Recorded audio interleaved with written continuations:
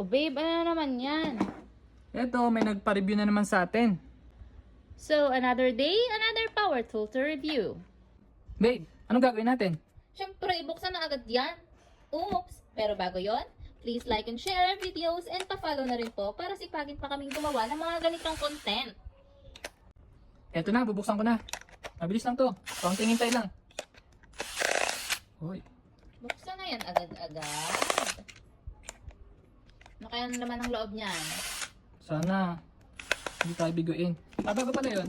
Diyan nga, nagdagdagan na yun. So makikita natin dito, 10 cells, 4 AH. Yun daw ang kanyang specs. Sana tama sa loob. May nag-request sa'yo niyan, di ba? Yeah, ito na para sa ito. Request ni Kuya. Oh. So ayan, moment of truth. Tingnan natin. Dun dun dun dun. Dun dun dun dun dun dun.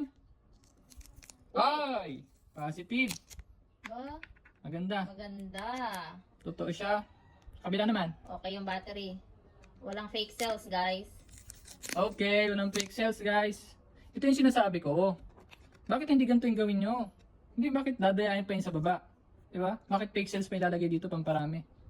Yan. Fake advertisement nga Oo. ni. So, yun. Nakalagay dito. Mm. 2000 mAh. Milliamp hours. So, So, nakalagay. yung nakalagay dyan, tama. So, dito. 2000.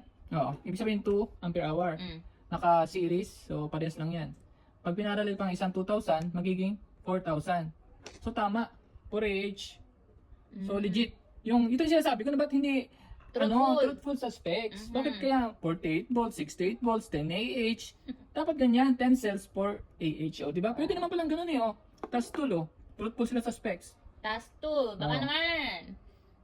Okay, pare-paras lang naman eh. Pero yung sa specs talaga, bakit dinadaya yung sa battery? Tama. Dito naman, napansin ko parang pare-paras na yung gumagawa nito kasi yung may lagi nakalagay na BL. Hindi ko alam kung ewan ko kung ano yan. Baka manufacturer. So yung build, pare-parehas lang din. Yung parang yung lakas, halos pare-parehas lang din. Saka yung sa loob nito, pare-parehas lang din. Rubberized din. Ito, rubberized. Halos yung material nga pare-parehas lang din eh. Yung plastic, yung materials. Yung design, magkakalapit sila.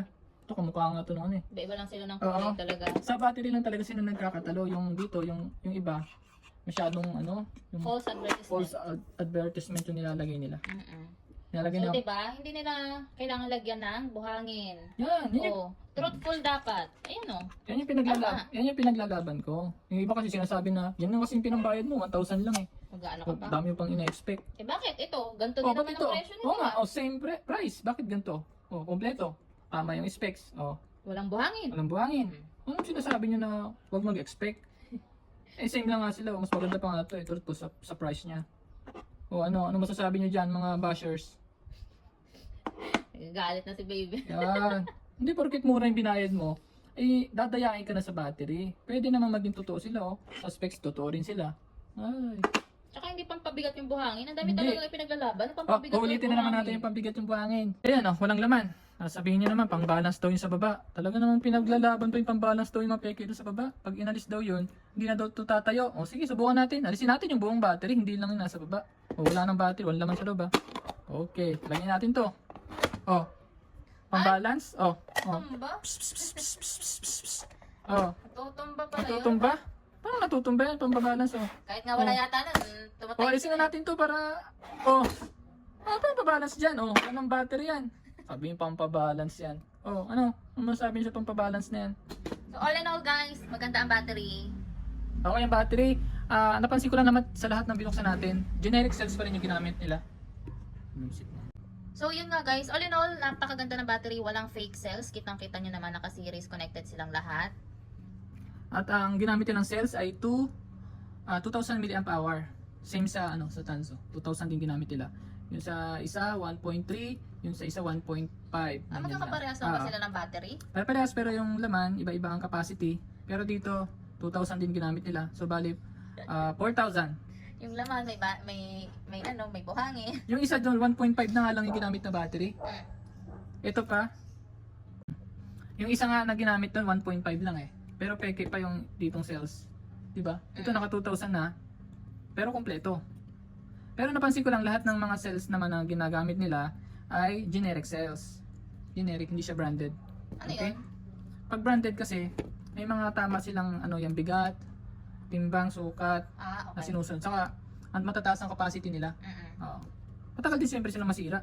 Ganyan lang pag generic. Pag generic cells, syempre yung presyo kasi inahabol nila para affordable ng masa. Kasi ang mga branded na cells like LG, Samsung, ganyan ay umaabot na mga 300 to 500 pesos ang bawat isang cell. So sa battery Isa pa lang? lang, oo. So isang battery pa lang talaga namang ano mamumulubi ka na. So kaya mahal yung mga power tools nila. Kasi yung battery talaga ang mahal. Ganun din sa mga sasakyan eh. Sa mga electric na vehicles, yung battery talaga sa solar. Battery din ang buhay niyan. Yun din ang isa sa pinakamahal na materialis ng mga solar. Okay, naisingit ko lang. Ang tanong, mare-recommend mo ba si Task Tool? Oo, syempre naman. Pero kasi, ang gusto ko sa kanya, Truthful. truthful sa specs. Yung gusto ko, yung nagsasabi ng totoo. Walang false Walang, advertisement. yung sinasabi na malakas, 68, 48 volts, 10 Ah, sobra Buhangin naman. pala nasa Tapos buhangin loob. pala nasa loob, di ba? At least to, truthful sa specs, kaya marirecommend ko. Yung power naman niya, halos pare-pares lang sila eh. O yung build, yung mga materials na ginamit. Yung mga battery nga, pwede mo pagpalit-palitin eh. Kasi universal. yung mga battery nila. Kung ayaw mo ng battery niya, isakta mo isang battery ni Tanso or iba pa dyan. Pare-pares lang. Magana siya kahit Oo, saan. ang ganda din, mapino ang tunog. Diba?